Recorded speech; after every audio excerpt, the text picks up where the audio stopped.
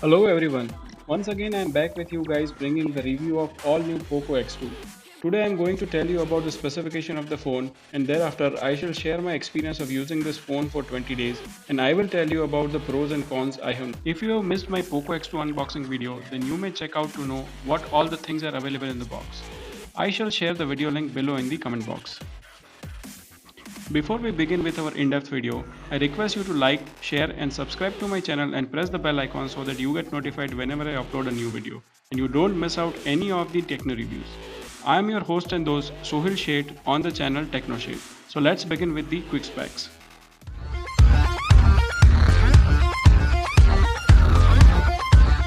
Poco is offering 3 variants in this phone with 2 different RAM options and 3 storage options. The cheapest of all 3 is available with 6GB RAM and 64GB internal memory. Then comes the 6GB RAM and upgraded storage, that is 128GB. And the top variant comes with upgraded RAM and storage of 8GB and 256GB respectively. Here Poco is offering 3 different color variants: Phoenix Red, Atlantis Blue and Matrix Purple. All of them are having gradient colors. That means you will find shades of the main color on the back side. For example, the Phoenix Red have blood red on the top, then as you come down it changes to shades of pink, and at the bottom you will notice reddish purple. With this type of gradient, I assure you that you will not get bored with your phone color. In this 20 days, the best part I liked about this phone is the camera of the phone, especially the night mode. On the back side, you will find quad camera setup in which the main camera is of 64 megapixel, a Sony IMX868 sensor. Then comes a 8 megapixel 13mm ultra wide angle camera to capture a large frame.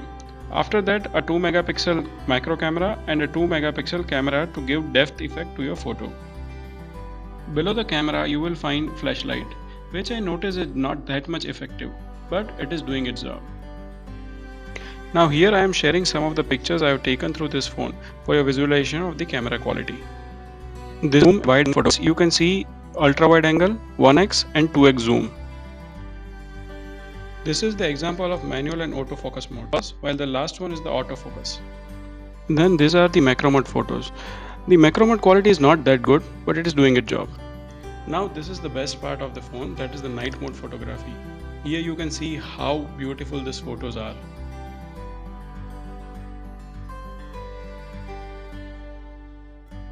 Now let me show you some video samples.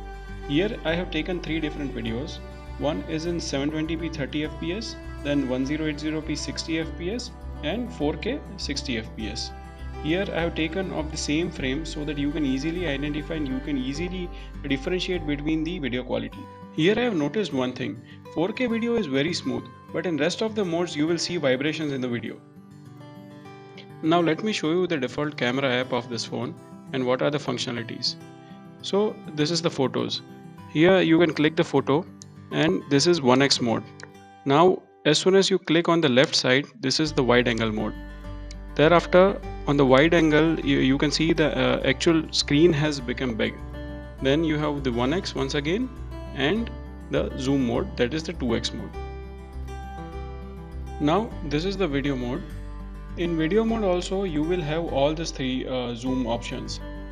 That is, first is the wide angle mode, then you have the 1x, that is the normal shooting mode. We usually use this normal shooting mode only. And then you have the zoom mode, that is the 2x mode.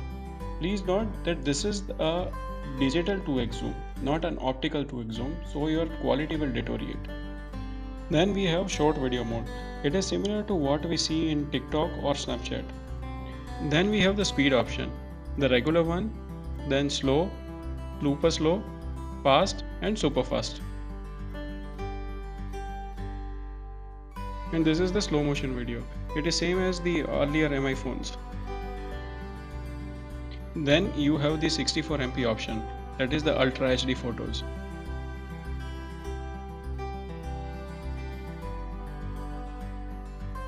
Thereafter you have portrait mode. Then the night mode and the panorama mode. And the final one is the Pro mode, that is totally an auto mode. It is as good as your digital or a DSLR camera. Here you have option to manually change the focal length to focus on a particular subject.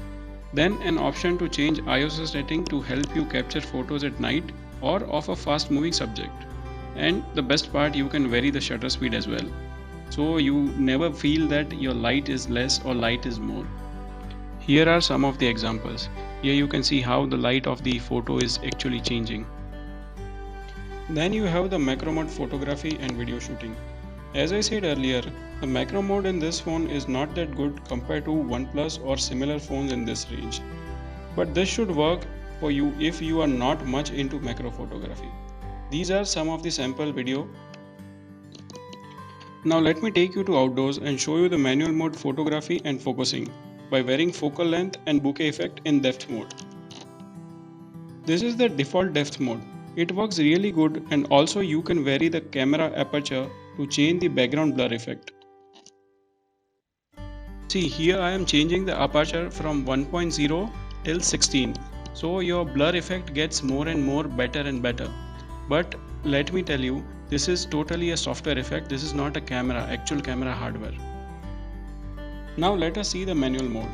Here I am varying the focal length to focus and defocus on the subject. Here if you can see, I am going to 10, 20, 30, 40, 50, 60 and 70. At 70, I am able to focus the dummy Eiffel Tower, and above that, near to somewhere around 100, it is focusing on the infinity focus. That is background focus, and the foreground is totally out of focus. Now let's discuss about one of the main things for which all the gaming enthusiasts are concerned about.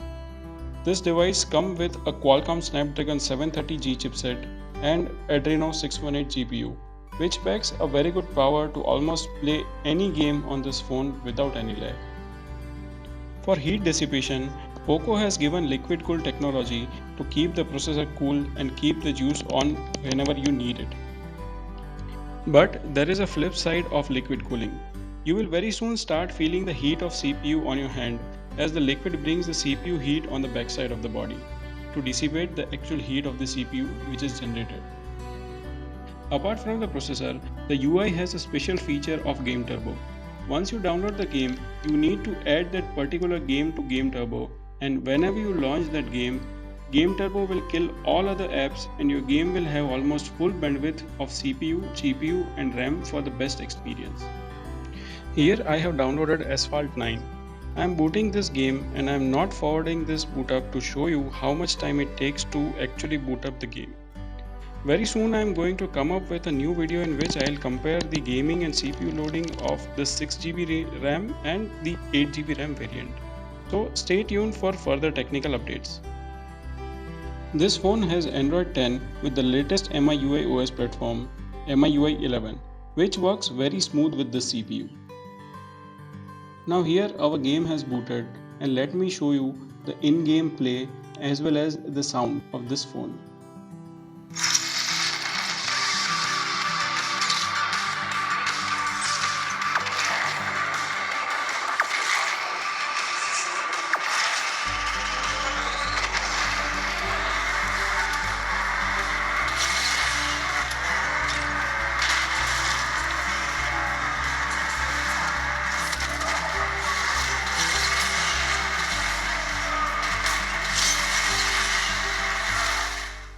Now let's see the app loading, multitasking between the apps and RAM utilization.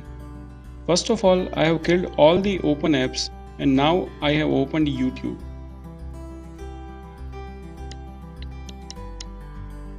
App data is not loading as today I have some issue with my Wi-Fi. Then let's open the Google Chrome. Some Wi-Fi issue is there, so it is not loading properly. Then let us open the Play Store. Okay, it is done. Now let me open the MI themes. Okay, this is also loaded.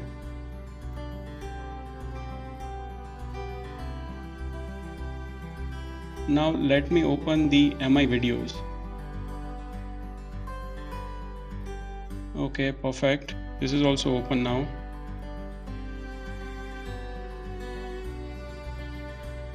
Now let me open some utility tool. So I'll open this calculator. Okay, calculator is also open. Then let me try with the voice recorder. Okay, then I'll open camera, and finally the music app. So here you can see that all these apps are open now, and now let us see whether these apps are actually there in the cache memory or it has killed. So let me open the YouTube once again. Oh great, it is there.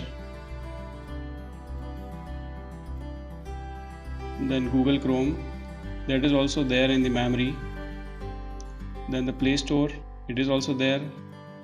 Then the themes, it is also there in the memory. Then the camera is also loaded. So now let me open the game, that is Asphalt 9. Up till now 6 GB RAM is doing the job perfectly. Okay, the Asphalt 9 is booting. Now let me open Call of Duty. Let's see when both of the games are running at that time what will happen to the apps. Okay, both the games are open as well as all the apps are open. Now once again I am opening Asphalt 9. But now here I am showing a typical problem I have faced with this phone in last 20 days. Here if you can see, then neither the game is loading nor it is allowing me to go to home screen. Let me try to kill this. It took me almost more than a minute to kill this app and go back to home screen. So this was the typical problem I was discussing. Okay, it's done now, and now let me open Call of Duty and see what happens to our earlier apps. Now let me open all the apps one by one. So let's first open the my video. It is killed, it is not there in the cache memory. Then now let's open the YouTube. This is also killed, it is not there in the cache memory. Now let me open Google Chrome. This is also killed. So here you can see that Game Turbo has killed all the background apps to boost your gaming experience. This phone comes with IPS LCD capacitive touch display of 6.67 inch size with 84.8% screen to body ratio. This has 1080 by 2400 pixels with 395 ppi density and safeguarded with Corning Gorilla Glass 5. This phone offers one of the premium features of this time, that is variable display refresh rate. Here you get display refresh rate of 60Hz and 120Hz, where the latter is buttery smooth on this UI and the supported app and games. While playing games, you will definitely notice and enjoy 120Hz refresh rate. But the other side of high refresh rate is it will drain your phone battery very fast. Here I am showing you how smooth this UI works at 120Hz. I have tested this display in sunlight and compared with Super AMOLED display of same range phones, and you will definitely notice that LCD is definitely better in viewing in direct sunlight. Also, the colors of LCD display are very much natural, unlike bright colors of Super AMOLED displays. Here I am showing you some still photos and some videos to show the varied color spectrum of this display.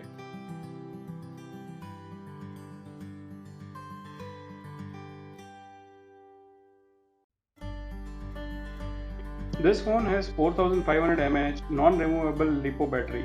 The battery usage is very much optimized by this UI, and I would say for a normal user the battery will last 1.5 to 2 days, and for a heavy user it should last at least 1 day. But that's also not a problem when you are getting a fast charger. Yes, a 27 watt fast charger will charge your battery from 0 to 50% in just 30 minutes, and this I have personally tested. So from my experience, I would say battery is not at all a problem in this phone. Here, as you can see, my phone is 36% charged and it is showing 1 day 18 hours since last charging, and still it will go for 16 more hours. Then you have app battery saver option. Here you can select your apps which you need to run, and rest all the apps and connectivity should get stopped for saving the battery.